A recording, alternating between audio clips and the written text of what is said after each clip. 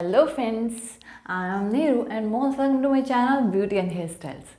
Friends, आपकी जो threading से रिलेटेड प्रॉब्लम है कि मैम मैं ना थ्रेडिंग करती हूँ लेकिन ना मुझे ना ये नहीं जो हमारा जो थ्रेड होता है उसको मुझे चलाने में या नीचे के जो ये वाले हेयर होते हैं दिस वन ये वाला इन हेयर्स को निकालने में बहुत ज़्यादा प्रॉब्लम आती है।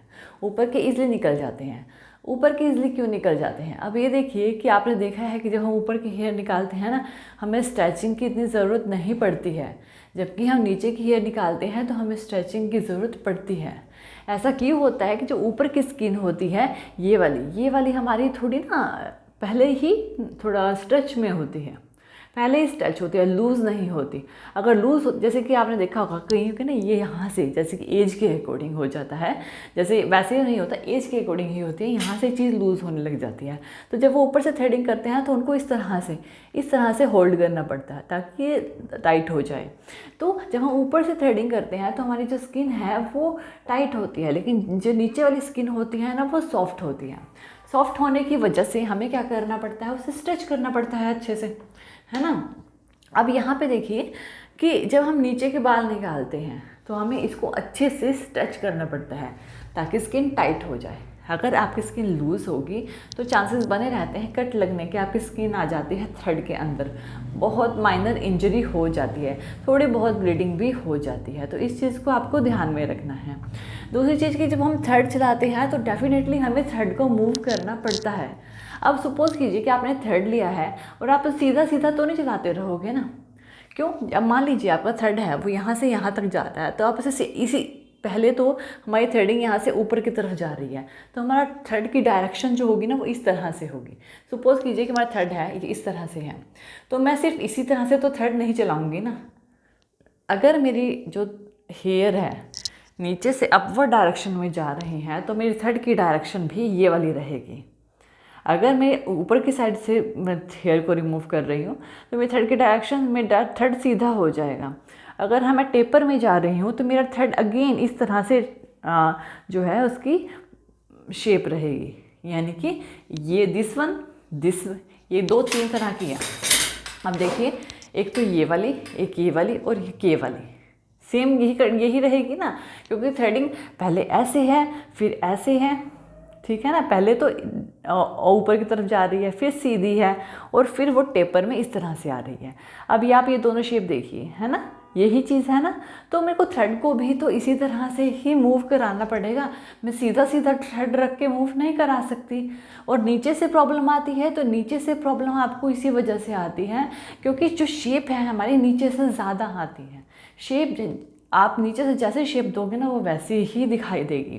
तो आपको एक तो स्ट्रेच अच्छे से करनी होती है, उसकी होल्डिंग प्रॉपरली करनी होती है और साथ ही थ्रेड की पोजीशन को भी चेंज करना होता है। सेम नीचे की कंडीशन होती है, जैसे कि मैं यहाँ से इस तरह से स्ट्रेच करती हूँ अगर अपनी थ्रेडिंग को, तो मेरी जो थ्रेडिंग करूँगी तो सबसे पहले थ्रेड इस तरह से चलेगा। केवल डायरेक्शन ज़रूरी, ये भी ज़रूरी नहीं है, ये कंफर्ट के अकॉर्डिंग है। कोई यहाँ से स्टार्ट करता है, कोई सेंटर से स्टार्ट करता है, कोई यहाँ से स्टार्ट करता है। ये बिल्कुल विश होती है। आप किसी एक पर्टिकुलर पर्सन के कहने के अकॉर्डिंग वैसे ही नहीं चल सकते कि अगर मैं यहाँ से स्टार्ट करूँ और मैं कहूँ कि आपको यहीं से ही स्टार्ट करनी है, तो ऐसा नहीं है। आप कंफर्टेबल का हो, क्योंकि कुछ पर्सन्स ऐसे होंगे जो पहले ना पीक क्रिएट करते हैं, ठीक है ना, और फिर उसको गाइडलाइन बना के टेल करते हैं, देन फ्रंट में आते हैं। कुछ ऐसे भी होते हैं जो पहले बैक करते हैं, टेल से स्टार्ट करते हैं। कुछ ऐसे होते हैं जो सेंटर से स्टार्ट करते हैं। तो अलग अलग पर्सन की अलग अलग वे ऑफ डूइंग होता है, ठीक है ना।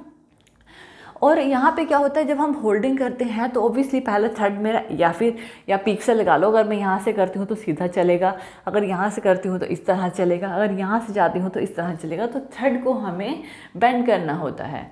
और जो अगर थ्रेड की बात करूँ यानी कि थ्रेड को हमें टेढ़ा करना पड़ता है। और इस में थ्रेड जो होता है ना, थ्रेड तो सीधा ही रहता है, असल में हम अपने हैंड की पोजीशन को चेंज करते हैं। थ्रेड तो सेम वैसे ही है जैसे वो है, हम अपने हैंड की पोजीशन को चेंज करते हैं जिसके अकॉर्डिंग वो अपवर्ड डाउनवर्ड साइड में इस तरह से जाता रहता है और हम अपनी थ्रेडिंग को कंप्लीट करते हैं।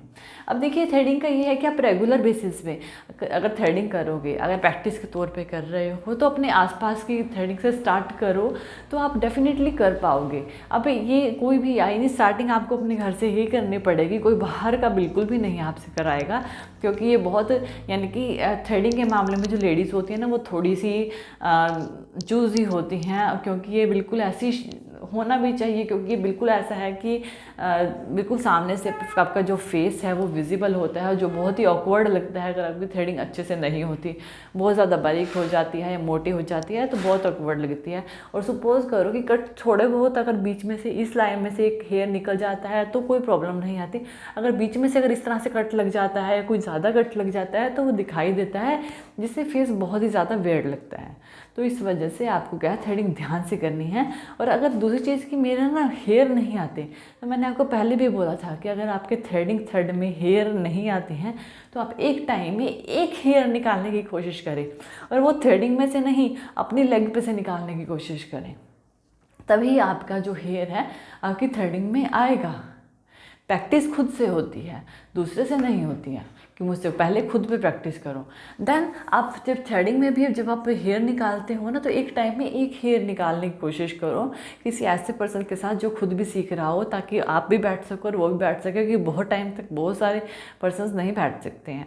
तो आपको क्या करना है कि धीरे धीरे प्रैक्टिस करनी है, और एक टाइम में अगर आप एक हेयर निकालने की कोशिश करोगे तो आप डेफिनेटली थ्रेडिंग कर पाओगे।